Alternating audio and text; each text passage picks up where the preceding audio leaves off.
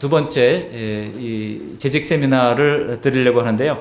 이 두 번째 세미나의 강의는요, 제목이 목회자와의 관계에 관한 것입니다. 우리 강의안을 좀 나눠주시고, 저도 목회자가 되기 전에는 성도였습니다. 성도였고 또 저를 세례준 목사님 제가 잊지를 않고 있습니다. 우리 권정홍 목사님 1976년에 저에게 세례를, 지금 은퇴하셨습니다만 또 당신의 두 아들을 전부 다 목회자로 삼아서 이 안성에서 또 안성 그 위에 뭐죠? 그또 포도만이 있다는 동네 어디입니까? 입장 그 위에 거기서 지금 또 제 친구는 또 목회하고 있고요. 그 목사님 아들이 또 제 친구기도 하고 그랬습니다만 그 동생도 목회를 지금 잘하고 있습니다. 근데 이제 은퇴하신 목사님도 연로하시지만은 여전히 건강하게 잘 살아 계십니다. 이렇게 그 누구에게나 처음부터 목사가 된 거 아니지 않습니까? 하다가 보니까 목사가 되고, 이번에 지난주에 우리 총회에서 실시하는 전국 주일학교 이제 성경고사 대회가 있었습니다. 충현교회에서 있었는데요. 근데 거기 15년째 1등을 했던 노회가 있습니다. 노회별로 이렇게 이제 1등 시상을 하지 않습니까? 바로 서울의 강남노회입니다. 서울의 새벽별교회, 강남교회, 그리고 사랑의 교회가 소속되어 있는 교회인데요. 15년째 그 전국 성경고사 대회 1등을 놓치지 않았어요. 이번에 6천 명이 모였습니다.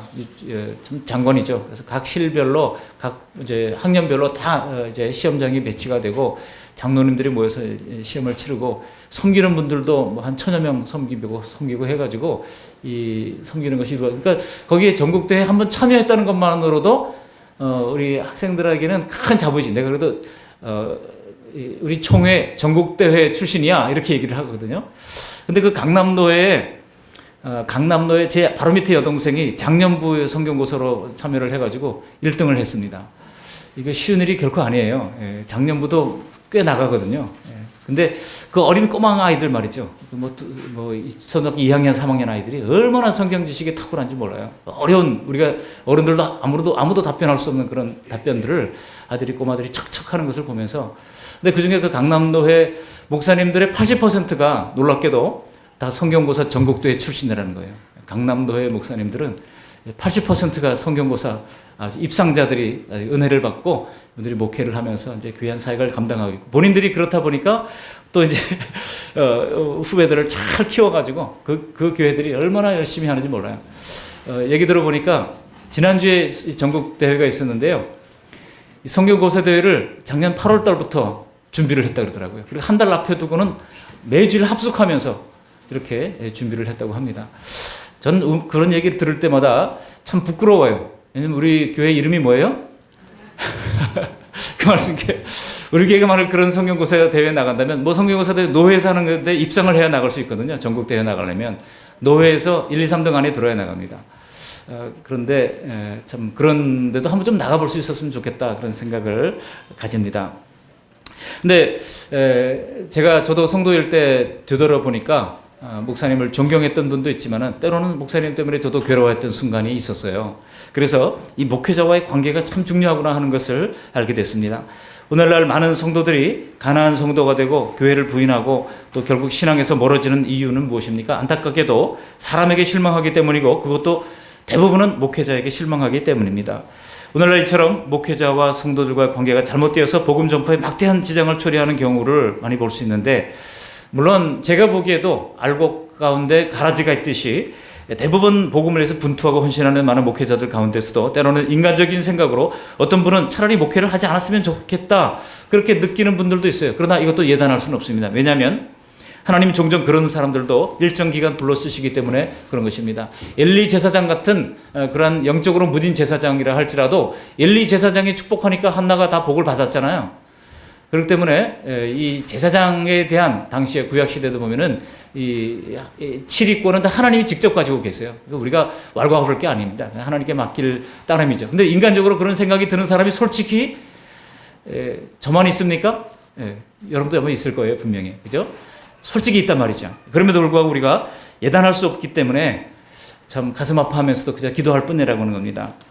다만 실족한 많은 성도들을 대화를 나누다 보면은, 하소연을 듣다 보면은 어느 순간 제가 이런 깨달음이 왔어요. 이분이 목회자에 대한 성경적 가르침을 제대로 배우지 못했구나 하는 자책감이 있어서 제가 이 올해 세미나 두 번째는 이걸로 좀 해야 되겠다 생각을 하고 준비를 했습니다.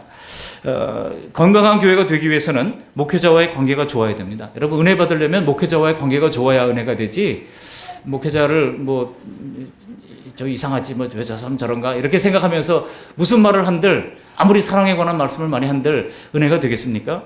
은혜가 안 되죠. 그래서 목회자와 성도와의 관계가 바로 정립되어 있으면 우리가 은혜를 받을 수 있고 우리 신앙도 자라날 수 있습니다. 그러나 그렇지 못할 때는 자신에게는 영적 미성숙의 원인이 될 뿐 아니라 이웃에게는 복음의 걸림돌이 될 수도 있습니다. 그렇기 때문에 성도들은 교회 목회자와 바른 관계를 잘 맺고 있는지 이 성경적 가르침을 따라서 정확하게 점검해 볼 필요가 있습니다. 먼저 예수님께서는 영적 지도자를 존중히 여기라고 말씀합니다. 제자들을 세상에 보내시면서 너희를 영접하는 것은 곧 나를 영접하는 것이라 그렇게 말씀하셨어요. 거기 마태복음 10장 40절 말씀 적어놨는데 함께 읽어보십니다. 너희 사도를 영접하는 자는 나 예수님을 영접하는 것이요 나를 영접하는 자는 나를 보내신 네 하나님을 영접하는 것이니라. 이것은 주님이 세우신 영적 지도자를 존중하는 것은 곧 그를 세우신 주님을 존중하는 것이라는 겁니다. 그래서 사도 바울은 서신서를 통해서 영적 지도자를 존중하고 말씀을 가르치는 자와 모든 좋은 것을 함께하라고 권면하고 있는 것입니다. 영적 지도자를 존중하는 것은 그의 가르침을 잘 따르고 교육받는 것과 맥락을 같이 합니다. 유대인에게 이스라엘의 랍비는요, 아버지보다도 더 위대한 그런 그 존재로 존경을 받았어요. 이게 무슨 얘기냐면은 이 배를 타고 가다가 배가 뒤집혀가지고 물에 빠졌잖아요. 그러면은 유대 속담에 아버지보다도 먼저 랍비를 건져라 이런 속담이 있어요. 그래서 이제 유대인들은 그야말로 권력의 아버지보다 이 랍비를 더 소중히 여겼다는 겁니다. 그런 속담이 있을 정도로 아버지보다 랍비를 건져라. 우리나라 같으면 완전히 유교적인 개념으로 볼 때 후레 자식이죠. 어떻게 랍비를 먼저 가지고 아버지를 도외시한 채 그러냐 말이죠. 근데 유대 사회는 그 정도로 이 당시의 지도자, 이제 영적인 선생들을 존중히 여기는 이 사회적인 풍토, 분위기가 조성되어 있었다는 겁니다. 그래서 히브리서 13장 17절에 보시면 그리스도인들이 영적 지도자를 어떻게 대해야 하는지를 설명해 주는 구절이 있는데요. 우리 같이 한번 거기 적어놓은 대로 읽어보시겠습니다. 너희를 인도하는 자들에게 순종하고 복종하라. 그들은 너희 영혼을 위하여 경성하기를 자신들이 청산할 자인 것 같이 하느니라. 그들로 하여금 즐거움으로 이것을 하게 하고 근심으로 하게 하지 말라. 그렇지 않으면 너희에게 유익이 없느니라 그랬습니다.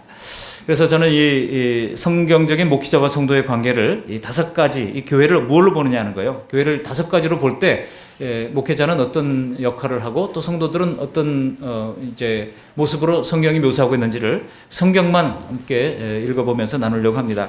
5가지가 뭐냐? 교회를 양무리로 볼 때, 교회를 가정으로 볼 때, 또 교회를 성전으로 볼 때, 교회를 또 농사 짓는 일로 볼 때, 또 교회를 이 결혼 관계로 볼 때, 우리가 목회자와 또 관계를 어떻게 성경에서 말하고 있는지를 성경은 말씀하고 있습니다. 먼저 목회자 이 교회를 이 양무리로 볼 때 목회자는 어떤 역할을 하는 것일까요? 성경에 보면 목회자는 지역교회의 목자요, 성도들은 양무리라는 것입니다. 목회자는 교회 운영의 수장입니다. 사도 바울은 밀레도에서 에베소 교회의 장로들을 불러놓고 말합니다. 이렇게 얘기하죠. 사도행전 20장 28절 말씀 거기 적은 대로 함께 읽어봅니다. 여러분은 자기를 위하여 또는 온 양떼를 위하여 삼가라. 성령이 그들 가운데 여러분을 감독자로 삼고 하나님이 자기 피로 사신 교회를 보살피게 하셨느니라. 그러니까 성경에 말씀하시는 교회는 주 예수를 믿어 구원받은 거룩한 무리들을 의미하는데요.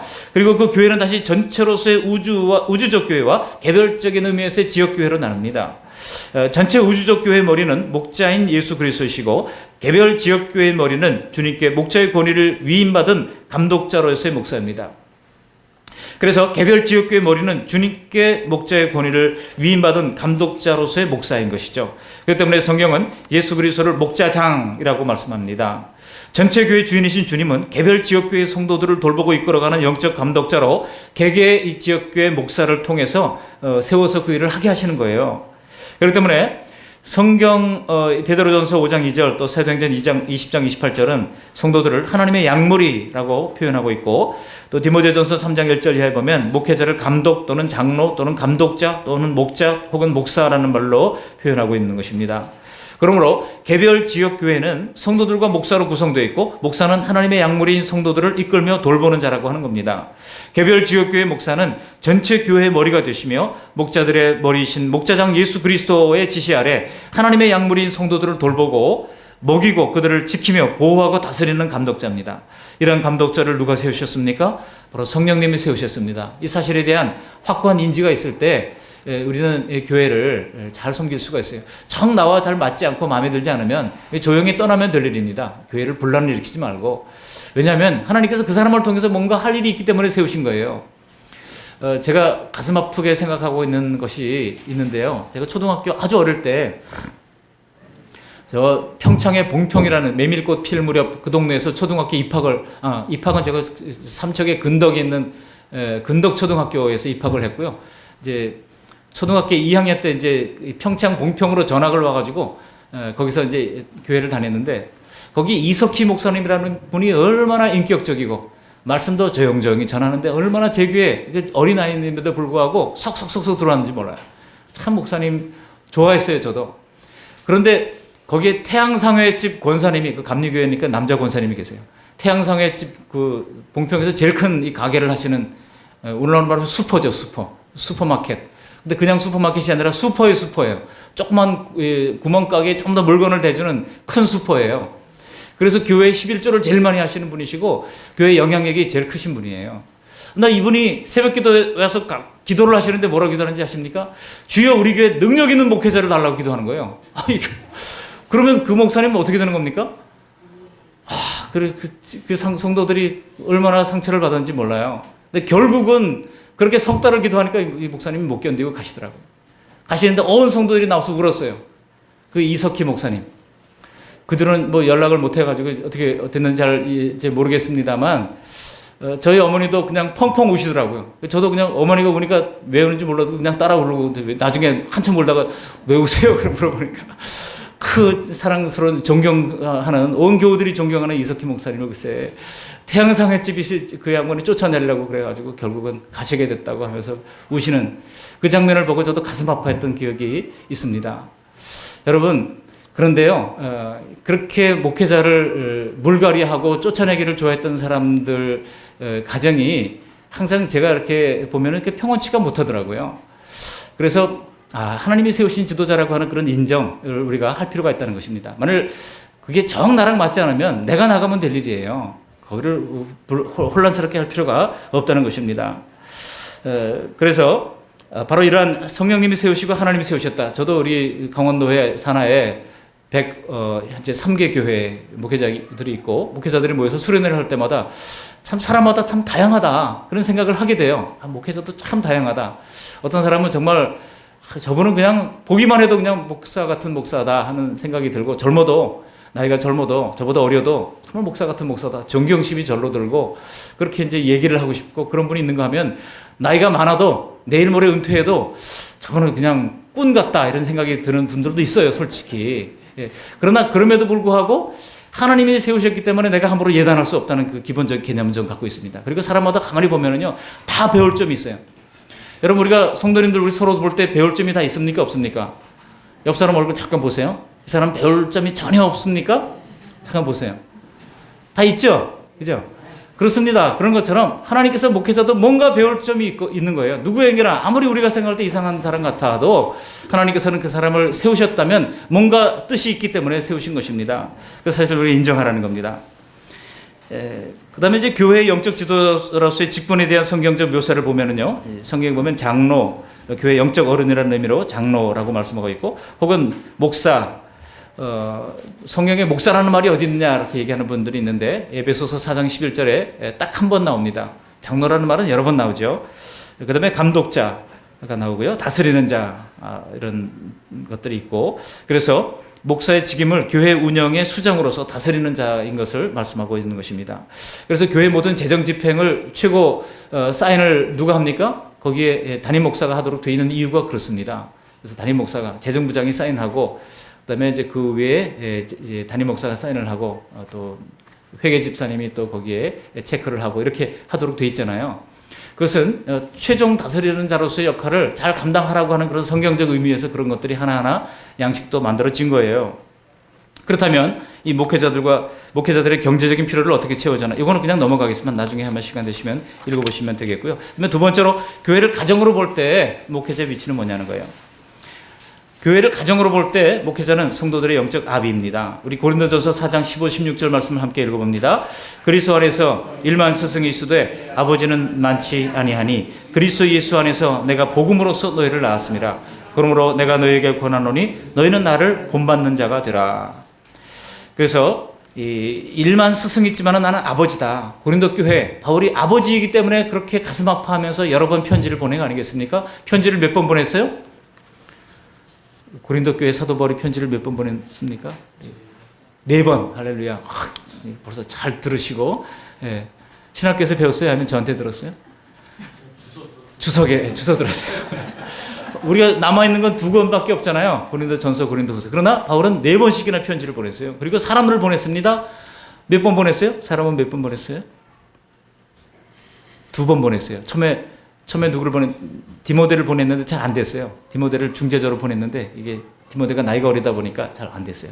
그러니까 연륜이 있는 디도를 보냅니다. 디도를 보내서 이 고린도 교회와 바울과의 이 해묵은 관계를 청산하면서 잘 해법을 찾아오게 되는 겁니다. 그러면서 이 마지막 편지가 이제 네 번째 편지가 고린도 후서잖아요. 거기 보면 바울이 인간적인 얘기를 다 하는 거예요. 이제는 관계가 해결되니까. 그 다음에 솔직히 참 이랬다 하면서 우리가 껄끄러웠던 사람과도 같이 화해를 할 때 어떻습니까? 다 얘기하고 밥 먹으면서, 그죠? 안 믿는 사람 같으면 술 한 잔 기울이면서 이렇게 자기 속내비 다 털어놓고, 그러면서 옛날에 학교 다닐 때부터 시작해가지고 다 얘기를 하면서 다 털잖아요. 그렇게 하면서 이제 새로운 관계를 다져나가는 것처럼 바울이 고린도 교회를 내깔려 두려고 그랬으면은요, 편지를 그렇게 4번씩이나 보내고 사람을 보내고 이제 문제가 잘 해결됐는가 그렇게 관심 가지고 조마심을 가지면서 귀를 기울이지 않았을 겁니다. 왜 그렇습니까? 아비의 마음으로 교회를 섬겼기 때문에 그렇다는 겁니다. 그다음에 열왕기하 2장 11절 이하 14절을 보시면 엘리야와 엘리사 이야기가 나오는데요.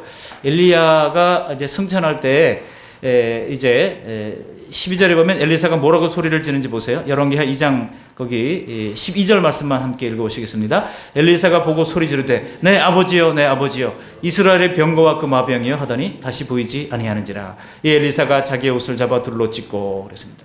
엘리사가 엘리야를 보고 내 아버지여 내 아버지여, 영적인 스승, 아마 나이가 어쩌면 비슷했을 수도 있어요. 그렇지만은 그 엘리야를 향하여 내 아버지여 내 아버지여라고 영적인 스승으로 인정해 주는 것을 볼 수가 있습니다. 그래서 영적인 아버지의 역할을 한다는 것이고, 열왕기하 6장 21절에도 이스라엘 아하시아 왕이 그들 아람 군대를 보고 엘리사에게 이르되 내 아버지여 내가 치리이까 질문을 하는 장면이 납니다. 그래서 선지자에게 먼저 물어보는 겁니다. 내가 지금 이 전쟁에 나가야 되겠습니까? 하면서 호칭이 뭐예요? 그러니까 엘리사를 향하여 내 아버지라고 그렇게 고백을 하는 장면이 봅니다. 그러니까 교회를 가정으로 볼 때 이 목회자는 교회의 영적 아비의 역할을 한다는 겁니다. 세 번째로 교회를 하나님의 성전으로 볼 때 목회자는 뭐냐는 거예요. 그것은 목회자는 하나님의 동력자, 건축자요, 성도들은 하나님의 집, 성전이라고 하는 겁니다. 고린도전서 3장 9절 10절 말씀 함께 읽어보십니다. 우리 사도 바울, 아볼로 즉 목회자 같이 읽어보실까요? 우리는 하나님의 동력자들이요 너희는 하나님의 밭이요 하나님의 집이니라. 내게 주신 하나님의 은혜를 따라 내가 지혜로운 건축자와 같이 터를 닦아두매 다른 이가 그 위에 세우나 그러나 각각 어떻게 그 위에 세울까를 조심할지니. 그러니까 바울이 터를 닦았는데 이상한 거짓 선생들이 와가지고 자꾸 혼란스럽게 하니까 조심해라. 이 바른 가르침 위에 세워지도록 조심해라. 그런 얘기를 지금 하고 있는데요. 너희는 하나님의 밭이요 하나님의 집이라고 말씀하고 있습니다. 바울은 교회를 하나님의 그림대로 이제 지어가는 건축자와 같다는 것입니다.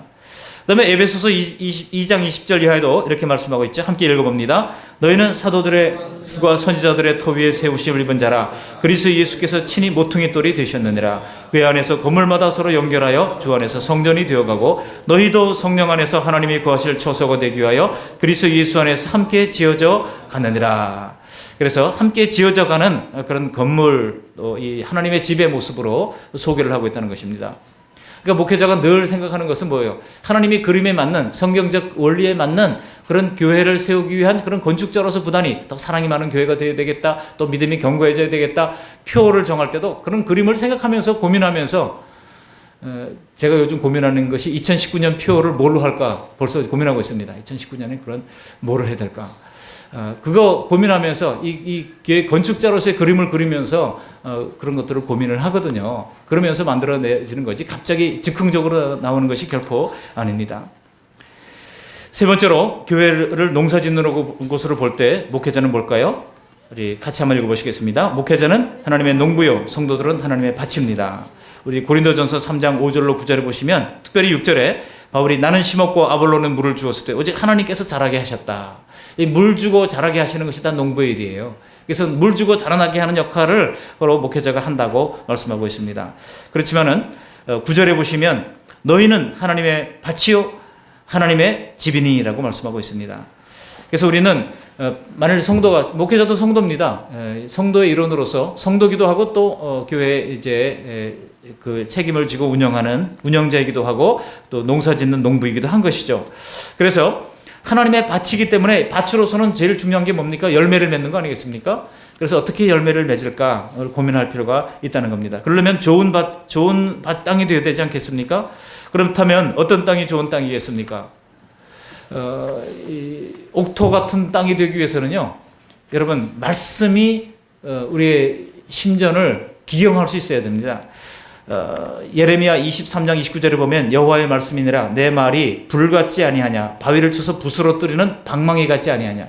하나님의 말씀이 불방망이 같다는 거예요. 그래서 우리의 묵은 양심을 일깨우고 굳은 이 마음을 두드려 깨서 옥토 같은 이 작은 그런 그 흙으로 부드러운 흙으로 만들어서 거기에 말씀의 씨앗이 심어지면 그 말씀이 싹이 나고 뿌리가 내리고 열매 맺기까지 자라게 된다는 겁니다. 근데 그 일을 목회자가 감당해야 돼요. 그러니까 날마다 그 말씀 붙잡고 씨름하는 일을 해야 하는 것이고, 성도님들 교회가 왜 여러분 권사님을 세우고 장로님을 세우고 안수집사 세워야 합니까? 목회자가 오직 말씀에 사도행전 6장 4절에 있는 것처럼 기도와 말씀에 전무하리라 라고 하면서 이제 교회 행정적인 일은 가급적이면 이제 성도들을 세워서 이제 평신도 지도자를 세워서 넘겨주고 오직 말씀과 기도에 전념하도록 하기 위하여 그렇게 했던 것입니다. 그러니까 말씀과 기도가 그만큼 중요하다는 사실이죠. 그래서 디모데전서 4장 5절에도 우리가 음식 먹을 때도 묻지 말고 먹으라 그러면서, 왜냐하면 말씀과 기도로 거룩해진다 그랬어요. 그냥 기도만으로 아니라 말씀과 기도로 거룩해집니다. 그러니까 이 말씀 사역에 목회자가 전념할 수 있도록 환경을 만들어줘야 되는 것이고, 그럴 때 목회자가 준비된 말씀으로 선포할 때 성령께서 그 말씀을 통하여 기름 부어주시면 우리의 마음이 심전 경작이 되고 열매 맺는 부드러운 땅, 아름다운 땅으로 변화되어진다는 겁니다. 그 뒤에 보세요. 그 뒤에 고린도전서 4장 1절로 4절 말씀 한번 보실까요? 고린도전서 4장 1 중간에 보십니까? 고린도전서 4장 1절로 4절 말씀 같이 한번 읽어보시겠습니다. 사람이 마땅히 우리를 그리스도의 일꾼이요 하나님의 비밀을 맡은 자로 여길지어다. 그리고 맡은 자들에게 구할 것은 충성이니라. 거기까지 우리가 맡은 자들에게 구할 것은 충성이니라 그럴 때 모든 임직자들, 모든 우리 이제 청지기들이 다 이것을 준용할 필요가 있습니다. 왜냐하면 1차적으로는 말씀을 맡은 자들을 가리키는 것이 맞습니다. 그렇지만은 우리 안수 집사들 가운데도 성경에 보면은 빌립 집사가 어떻게 했어요? 사마리아 성에 내려가서 복음을 증거했습니다. 사마리아 사람들에게 복음을 증거하는 그런 새로운 물꼬를 여는 역할을 했어요. 그런가 하면은 최초의 순교자 스데반 같은 사람은 백성들을 모아놓고 유대인들을 대상으로 거기서 성경 창세기부터 쫙 연결을 하면서 이제 사도행전 7장에 보면은 담대하게 하나님의 복음의 말씀을 선포하잖아요. 분명히 집사로 이제 구제하는 일을 돕는 행정적인 일들을 맡도록 했지만은 그러다 평신도들도 얼마든지 복음을 증거할 수가 있어요, 없어요? 그가 준비되는 대로 훈련되는 대로 복음의 말씀을 충실히 준비할 수가 있다는 것입니다. 그런 면에서 우리 모두는 다 복음을 맡은 자여 하나님의 일꾼입니다. 그러나 1차적으로는 이것이 복음 증거하는 자, 말씀 맡은 자들에게 주어지는 것은 분명합니다. 그렇기 때문에 이 말씀 하나님의 비밀을 맡은 자들에게는 충성함으로 감당해야 된다는 것을 말씀하고 있죠. 또 베드로전서 5장 5절 6절 말씀 함께 읽어보십니다. 젊은 자들아 이와 같이 장로들에게 순종하고 다 서로 겸손으로 허리를 동이라. 하나님은 교만한 자를 대적하시되 겸손한 자들에게는 은혜를 주시느니라. 그러므로 하나님의 능하신 손 아래에서 겸손하라. 때가 되면 너희를 높이시리라. 여기 이 장로들에게 순종하고 겸손으로 허리를 동이라 그랬는데 그 장로는 당시에 교회 지도자였어요. 오늘날 목사와 장로라고 할 수 있습니다. 그리고 하나님의 능하신 손이라고 표현하고 있어요. 이런 교회 지도자들을 하나님의 능하신 손 아래서 겸손할 것을 말씀하고 있습니다. 그러니까 교회에 하나님이 세우신 지도자들과 좋은 동력을 이룰 것을 말씀하고 있는 것이죠. 그리고 사도행전 20장 28절에도 보시면은 여러분은 자기를 위하여 또 온 양떼를 위하여 삼가라. 성령이 그들 가운데 여러분을 감독자로 삼고 그랬습니다. 그러니까 교회 지도자를 누가 세웠냐면 성령이 감독자로 삼았다는 겁니다. 성령이 교회 지도자로 삼았다는 것입니다. 그 다음에 히브리서 13장 17절 말씀 아까 읽었으니까 넘어가도록 하겠습니다. 그래서 즐거움으로 사역자들이 사역을 감당할 수 있도록 도울 필요가 있다는 겁니다. 마지막 다섯 번째로 교회를 천국의 결혼으로 볼 때 우리가 어떻게 생각을 해야 할 것인가 하는 것입니다. 목회자는 중매장입니다. 그리고 성도는 신랑되는 그리스도의 신부라고 하는 것입니다.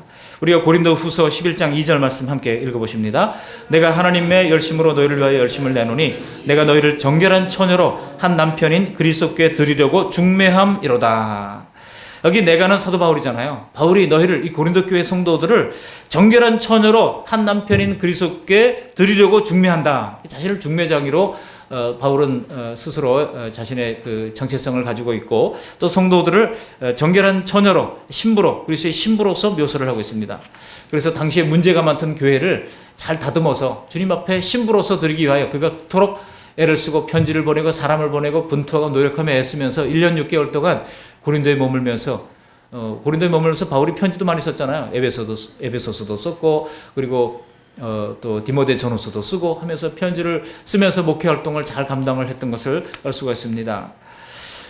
그런데 우리가 이런 성경 구조를 우리가 안다 할지라도 서로 주의할 것이 있어요. 이런 성경 구조를 가지고 우리가 들었으니 그러면 어떻게 될 것인가? 여기에 목회자로서의 입장과 성도들의 입장에서 주의할 점이 있습니다. 만일 목회자가 성경이 이렇게 이야기하고 있다고 해서 보니까 내가 성경이 이렇더라 하면서 스스로 내세우거나 군림하려 들면은 끝장입니다. 이것 또한 잘못입니다. 그래서 목회자 입장에서 주의할 것을 적어봤습니다. 성경적으로 볼 때 하나님께서 목회자를 성도들의 선생, 아버지, 지도자 위치에 세워주신 것은 맞습니다. 그런 의미에서 목회자는 성도들의 랍비, 아버지, 지도자 역할을 충실히 감당해야 합니다. 하지만 목회자가 성도들을 대할 때 주의할 점은 진정한 랍비, 진정한 선생님이신 성령님의 권위에 철저히 순종하는 대리선생이에요. 성령님이 진짜 선생이고 성령님이 역할을 대신하는 대리선생, 그리고 진정한 아버지이신 하나님의 권위에 순복하는 대리아버지. 이 대리아버지지 진짜 아버지가 아니잖아요. 그 다음에 진정한 지도자이신 그리스도의 권위에 순복하는 대리지도자. 그래서 자신의 권위를 높이려고 하는 것이나 오직 예수 그리스도의 권위를 높이고 성삼위 하나님의 권위를 높이는 그런 대리 지도자, 대리 아버지, 또 대리 이제 일꾼이 되어야 한다는 것, 대리 선생이 되어야 한다는 것입니다. 예수님 당시에 대다수 서기관들과 바리새인들은 바로 이 점에서 실패했습니다. 그런 그들을 향하여 예수님께서 이런 말씀을 하셨죠. 마태복음 23장 8절 이하에 보시면은 그러나 너희는 랍비라 칭함을 받지 말라. 너희 선생은 하나요. 너희는 다 형제니라. 땅에 있는 자를 아버지라 하지 말라. 너희 아버지는 한 분이시니 곧 하늘에 계신 이시니라. 또한 지도자라 칭함을 받지 말라. 너희의 지도자는 한 분이시니 곧 그리스도시니라. 너희 중에 큰 자는 너희를 섬기는 자가 되어야 하리라. 누구든지 자기를 높이는 자는 낮아지고 누구든지 자기를 낮추는 자는 높아지리라. 우리 예수님께서 하신 말씀 보세요. 랍비라고 칭함받기를 좋아했던 사람들에게는 랍비라 칭함받지 말라 그러고, 또 그들을 랍비라고 불렀던 사람들에게도 그들을 랍비라고 부르지 말아라. 지도자는 한 분 하나님밖에 없다. 그 얘기를 하신 거예요. 그렇기 때문에 한 교회에서 성도들이 한 목회자를 지나치게 우상 숭배하듯 그렇게 섬기는 것도 좋지 않습니다. 목회자 역시 스스로 그것을 자신의 권위를 내세우기 위해서 애를 쓰는 그런 모습은 참 안타까운 모습이라고 할 수가 있죠. 그렇지만 마지막에 성도들의 입장에서도 주의할 것이 있습니다. 성도들의 진정한 랍비, 또 아버지와 지도자는 하늘에 계신 성삼위일체 하나님뿐이셔요. 그렇지만 그럼에도 불구하고 성도들의 진정한 선생이시오, 아버지시오, 지도자이신 그 성삼위일체 하나님께서 그 자신의 대리자로 목회자를 세우셨다는 사실을 간과해서는 안 됩니다. 그래서 목회자를 대할 때는 진정한 선생님이신 성령님의 권위에 순복하듯 목회자에게 순복하는 것이 맞습니다. 진정한 아버지인 하나님의 권위에 순복하듯 목회자에게 순복해야 하고, 진정한 지도자이신 그리스도의 권위에 순복하듯 목회자에게 순종하는 것이 맞는 것입니다. 이상과 같은 진리는 다음과 같은 말씀 속에서 발견할 수 있어요. 요한계시록 1장 20절로 2장 1절 말씀 거기 적어놨는데 함께 읽어보시겠습니다. 내가 본 것은 내 오른손에 7별의 비밀과 또 7 금촛대라. 7별은 7 교회의 사자요 7 촛대는 7 교회니라. 거기까지 보십시다. 거기 보면 7별은 7 교회의 사자요 라고 말씀하고 있습니다. 7 금촛대는 뭐예요? 교회라고 말씀하고 있습니다. 그래서 하나님은 7 금촛대 사이에 다니시는 거니시는 하나님인 것을 말씀하고 있고, 그리고 7 별은 7 교회의 사자로서 주님의 부리시는 그런 일꾼인 것을 소개하고 있습니다. 그 다음에 요한계시록 1장 지금 읽었고요. 현대의 성경에 보면은 7 별은 7 교회 사자여 그 부분을 7 별은 7 교회 지도자들이며 이렇게 아주 명시적으로 이야기를 하고 있죠. 그 다음에 이제 목회자는 성도들의 축복의 통로라고 하는 사실입니다. 히브리서 13장 17절 너희를 인도하는 자들에게 순종하고 복종하라. 그들이 너희 영혼을 위하여 경성하기를 자신들이 청산할 자인 것 같이 하느니라. 그들로 하여금 즐거움으로 하게 하고 근심으로 하게 하지 말라. 그렇지 않으면 너희에게 뭐가 없다고요? 유익이 없느니라. 그러니까 즐거움으로 감당하게 하면 성도들에게 뭐가 있다는 겁니까? 유익이 있다는 겁니다. 그러니까 목회자들로 하여금 즐거움으로 감당할 수 있도록 하셔야 맞는 것입니다. 간혹 목회자가 어릴 경우도 있어요. 아주 젊은 사람이 있을 경우가 있습니다. 그럴 때도 하나님이 세우신 지도자로 인정을 하고 잘 세워드리면 우리에게 유익이 있다는 겁니다. 간혹 제가 청년 때 신앙생활을 했던 교회 장로님이 어떤 장례식에서 만났는데 자기 그 얘기를 하면서 자기 잘못을 고백하더라고요. 자기 그때 참 너무 잘못 생각했습니다. 그러면서 무슨 얘기입니까? 제가 물어보니까 이분이 목회자를 참 힘들게 하긴 했는데 그 목사님이 떠났어요. 떠나면서 왜냐하면 그 목사님하고 자기가 나이가 같아.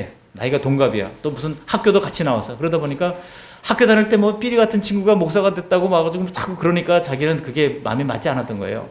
그랬는데 그래서 자꾸 힘들게 해서 결국은 목사님이 다른 데로 가시고 이제 자기가 기도하기는 자기보다 좀 연세도 좀 있고 우리나라 사회는 그게 굉장히 중요하잖아요. 너 몇 살이야? 그 자동차 부딪혀도 꼭 질문 나오는 게 그거잖아요.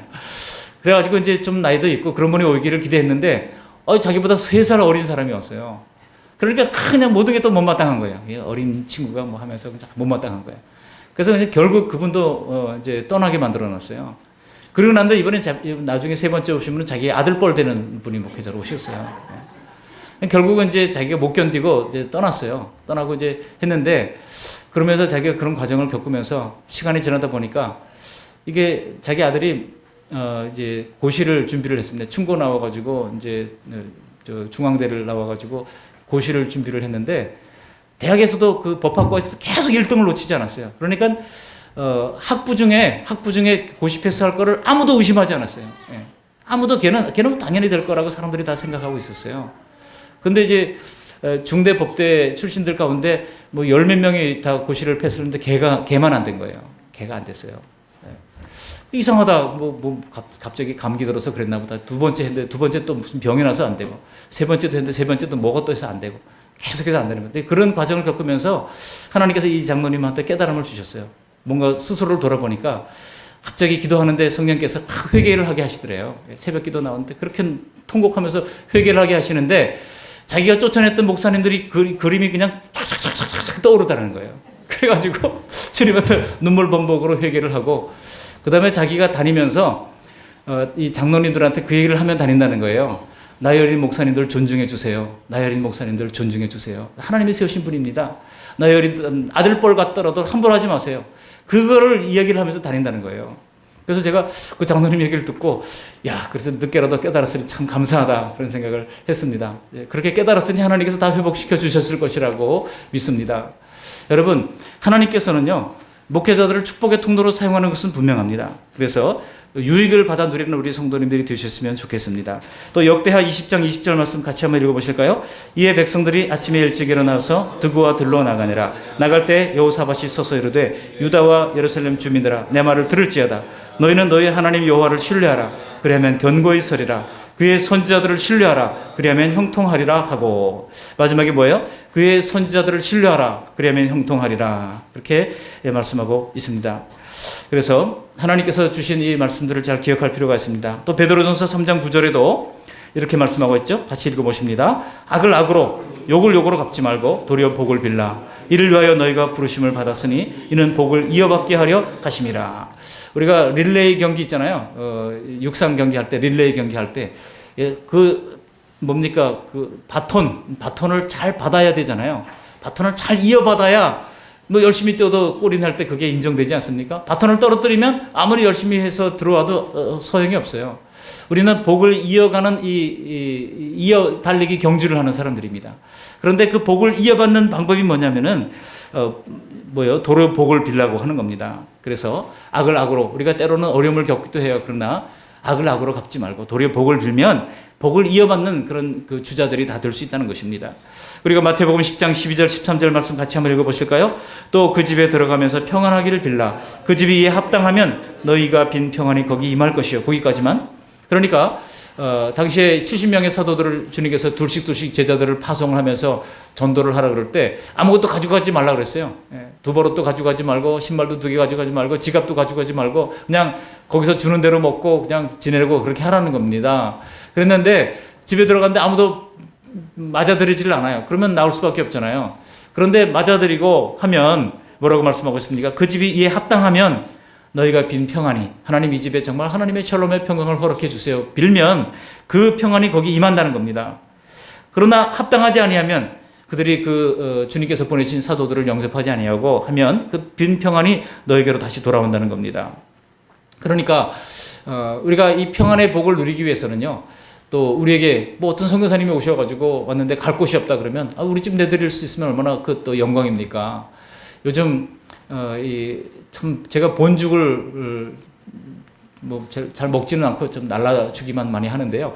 이 본죽 이 사장님이 얼마나 열심히 하시는 장로님인지 몰라요. 이분이 본죽 팔아가지고 지금 성교관을 12채를 지었어요. 12채를 샀어요. 사가지고 이 선교사님들한테 이렇게 갈 곳이 없는 선교사님들한테 이렇게 이제 1년씩 머물도록 하고 있습니다. 앞으로 계속 늘려갈 거라 그러니까 여러분 본죽을 많이 드시고 선교사에게 간접적으로 우리가 선교사에게 동참하는 길이에요. 이래가지고 이분이 그렇게 하다 보니까 하나님께서 정말 이 본죽에 얼마나 번성케 하시고 복을 주시는지 몰라요. 그래가지고 여러분 병원에 가서 이렇게 제가 이렇게 보니까 다들 가방 들고 다니는데 본죽 가방 들고 다니더라고요. 본죽 가방. 그래서 참 기분이 좋더라고요. 저걸 통해서 선교사님들이 유익을 받지. 한국에는 웬만한 선교단체 이 선교관들이 보통 1개월 또는 3개월 길어봤자 그렇게 밖에 머물도록 허용을 하지 않습니다. 그러면 그 기간 차면 또 다른 여러 군데 막 어플라이를 해가지고 혹시 되면 거기 머물고 안 되면 또 이제 연로하신 부모님 있는 곳에 그냥 꾸역꾸역 들어와가지고 잠시 살다가 또 어디 가면 또 이게 이제 안식년 들어와서 우리 선교사님들이 돌아다니면서 나그네의 삶을 실천하는 모습입니다.